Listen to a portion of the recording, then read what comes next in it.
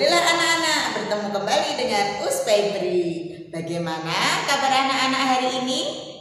Us Febri selalu berdoa agar anak-anak senantiasa sehat dan semangat belajar di rumah. Jangan lupa di rumah sholat 5 waktu, kemudian membantu orang tua.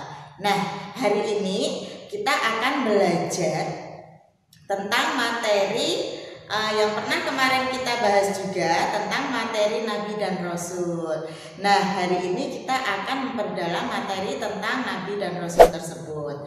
Nah, sebelum kita mulai pembelajaran hari ini, marilah pembelajaran kita hari ini kita awali dengan membaca basmalah. Bismillahirrahmanirrahim. Nah, diperhatikan ya, Islam pelajaran kedua, Nabi dan Rasul. Nah, anak-anak, hari ini kita akan menyambung materi yang sudah kita pelajari minggu kemarin, yaitu Nabi dan Rasul. Nah, hari ini kita akan fokus mempelajari mukjizat para nabi. Nah, apa itu Us yang dimaksud mukjizat? Mukjizat itu adalah kelebihan yang diberikan Allah kepada para nabi dan Rasul. Yuk kita simak mukjizat para nabinya. Yang pertama adalah Nabi Nuh. Nabi Nuh diberikan mukjizat oleh Allah, yaitu dapat membuat kapal. Nah, gambar yang kedua adalah ada orang kemudian di tengah-tengah api. Apa maksudnya Us? Maksudnya adalah Nabi Ibrahim diberikan mukjizat oleh Allah, yaitu berupa dibakar tapi tidak hangus. Nah, itu adalah mukjizat yang diberikan Allah untuk Nabi Ibrahim. Nah, kita lihat gambar selanjutnya. Gambar selanjutnya adalah Nabi Musa. Nah, Nabi Musa ini diberikan mukjizat oleh Allah berupa tongkat. Tongkatnya itu bukan sembarang tongkat, tapi tongkatnya itu bisa berubah menjadi ular yang besar dan juga dapat membelah lautan. Nah, itu adalah mukjizat yang diberikan kepada Nabi Musa. Gambar yang selanjutnya yaitu adalah Nabi Sulaiman. Nah, kemampuan atau kelebihan yang diberikan Allah atau mukjizat yang diberikan Allah kepada Nabi Sulaiman adalah Nabi Sulaiman itu dapat berbicara dengan hewan. Nah, jadi kalau kita bisa berbicara, tapi apakah kita bisa mendengar? Apakah kita bisa mendengar apa yang hewan itu katakan? Tidak. Nah, tapi kalau Nabi Sulaiman beliau bisa. Nah, sekarang kita simak gambar yang selanjutnya, yaitu adalah Nabi Yunus. Nah, Nabi Yunus ini diberikan mukjizat oleh Allah. Apa deh?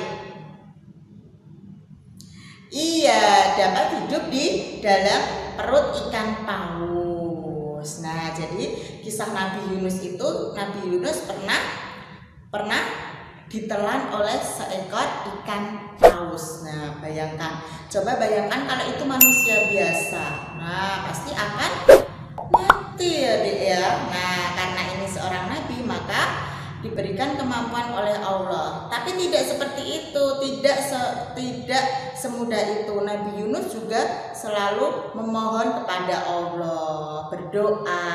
Nah, itu. Kita lanjutkan gambar yang berikutnya.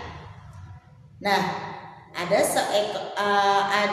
seorang ibu menggendong bayi. Nah, di situ sudah ada kisah Nabi Isa. Bagaimana kisah Nabi Isa? Apa yang mukjizat yang diberikan Allah kepada Nabi Isa?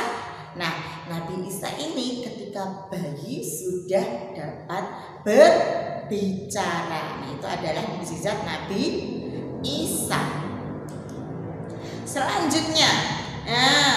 Selanjutnya adalah Nabi Ayub alaihi salam. Nah, dalam cerita Nabi Ayub itu diberikan ujian oleh Allah.